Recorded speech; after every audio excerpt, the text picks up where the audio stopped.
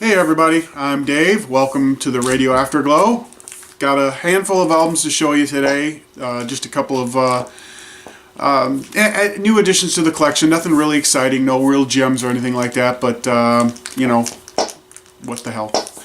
Get to start off with an artist that I really never got into. I mean, I knew her hit songs from the radio back in the 80s and even a little bit earlier than that, and but you know, I just never picked up any of her albums until this album, and this is Get Nervous by Pat Benatar. And I know everybody knows who Pat Benatar is, or at least you probably should.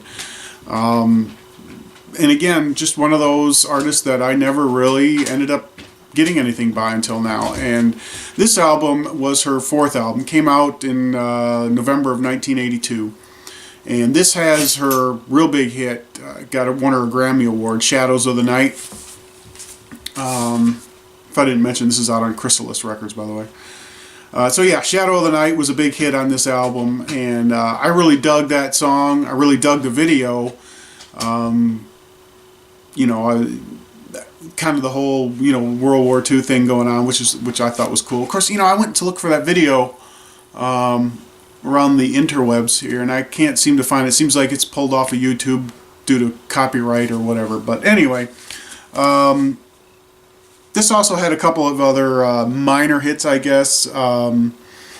Looking for a Stranger and Little Too Late, but you know, nothing were as popular as Shadows of the Night. But anyway, as far as her music goes, like I said, this was my first full album exposure to Pat, and other than the album cover, which I wasn't too, you know, I mean, it's kind of weird, but overall, I thought the album was good. I enjoyed the music. She's a little bit harder rocking than I expected. Definitely not, you know, not Joan Jett sort of rock, but she's definitely up there, early Susie Quatro maybe. But yeah, this was a good album. I enjoyed it, and I'm definitely going to be picking up more from Pat Benatar. So I probably said a lot more than I really needed to about that album. But moving on, here's another one. This one really, the band itself, when it comes to the whole female-fronted thing, they started off more of harmony vocals than straight up female leads. But on this album, their lead singer, or the woman singer in the band, basically kind of took over the show. And that is the second album from the Stone Ponies, Evergreen Volume 2. And of course, we're talking about Linda Ronstadt. Now, I am not a Linda Ronstadt fan whatsoever. Just what she did after the Stone Ponies just is not my bag. But I do dig the folk rock, the hippie folk rock sort of stuff that this outfit did, and you know, kind of like the Peter, Paul and Mary, and maybe to a lesser extent Mamas and the Papas. But this was a good album. I enjoyed it. Of course, this has their major hit, or their only hit, Different Drum, which was written by the Monkees' Michael Nesmith. Oh, and if I didn't say, this came out in 1967. Early summer 1967, I believe, on Capitol Records. And as I said, or alluded to begin with, and this album, Linda took over most of the vocal duties. She was basically the lead singer. There was the title track on side one, well, Evergreen Part 1.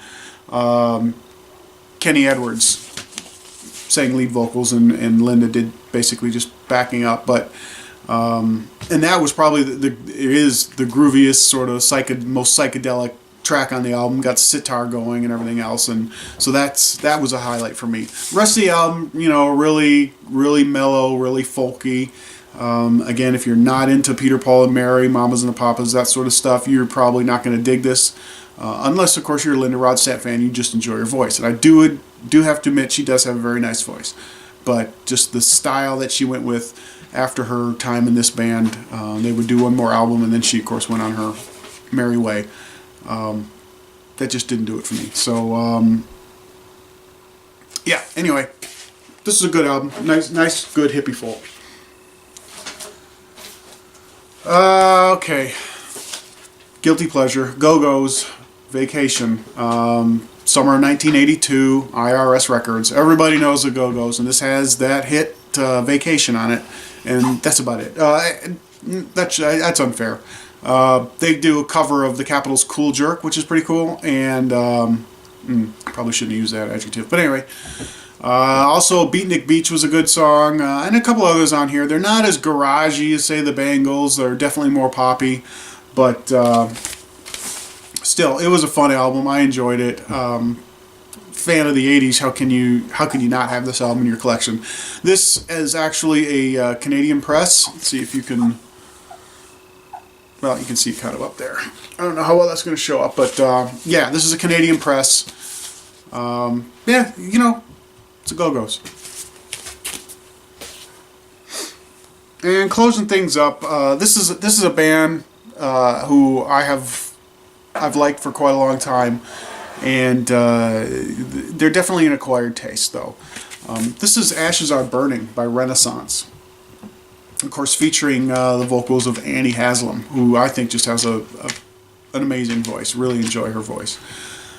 This came out in 1973, summer of '73, and it is on Capitol Records.